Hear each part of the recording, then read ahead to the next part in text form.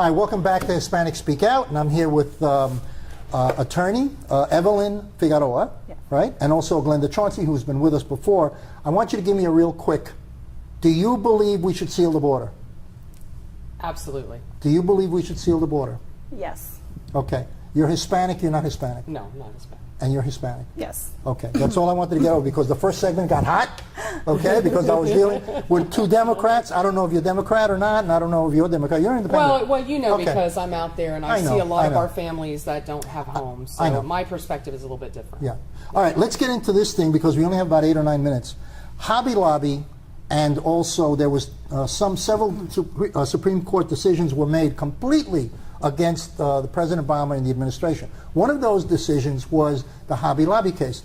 A lot of people don't know what Hobby Lobby is, okay? Hobby Lobby is a corporation that has a lot of employees, but it's owned by a family. And that family is very religious, and they object to the use of contraception, providing contraception for the employees, because they feel it's against their religious beliefs. However, there were something like 40 different types of contraceptives that were on the list, and they only objected to 4 of them. And the 4 that they objected to, they didn't object to all the others, was life determining, finishing life. The next day pill. Things that would kill a fetus. So they objected to those 4 because they believe religiously that it was expiring life. Okay, how do you feel about that? Well, as a female, I mean, I just wish. Well, I am a female. Okay. Yes.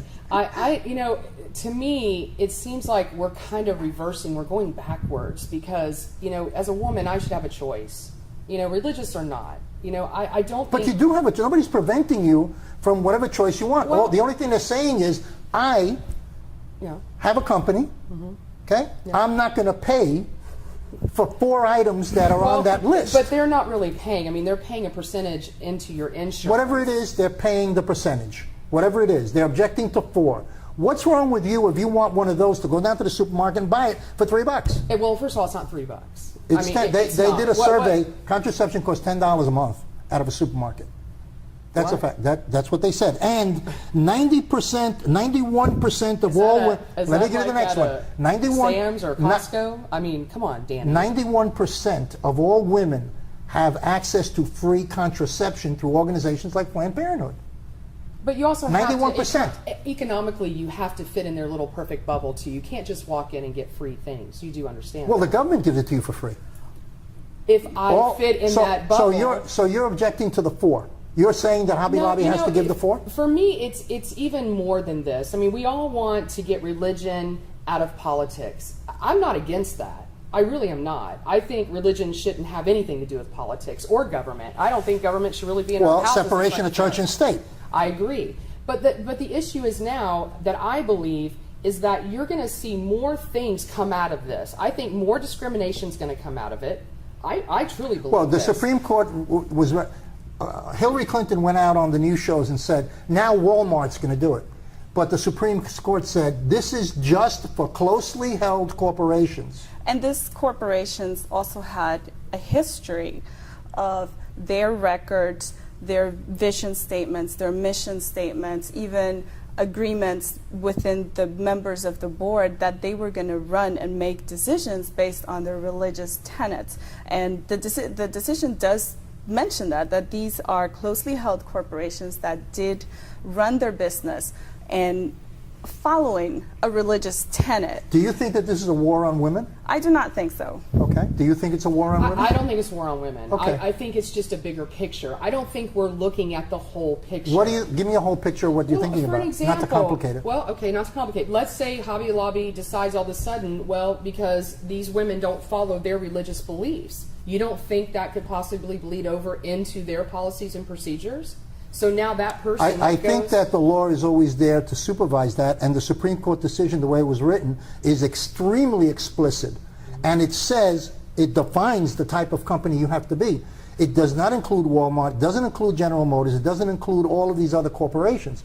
It has to have, like you said, has to have a track record of being a religiously run company religious belief system, and it has to be owned. and it also made Walmart sure- would not come out No, and but show listen. how strong their religious beliefs are. No, you know why? No. Because Walmart is not a closely held corporation. It's right? a lot more difficult for a company that's publicly traded, that has a lot of owners, a lot of shareholders, to come to that agreement of running the company under one religious tenet.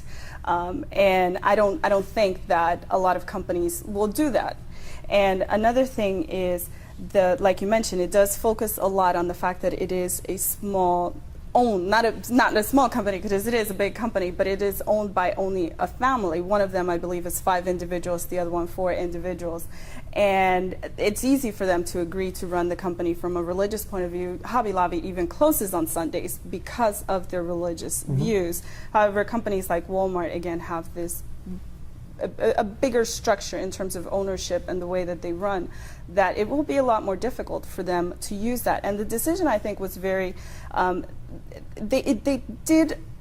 they put a lot of effort and tried to limit it as much as possible to this particular situation, even saying that it only applied to the contraceptive mandate, that they were not making any other decision on any other of the provisions of the Affordable Care Act or anything else, just the requirement of that contraceptive.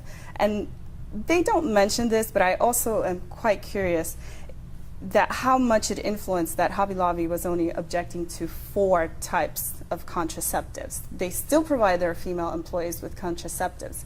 It was only 4 of them.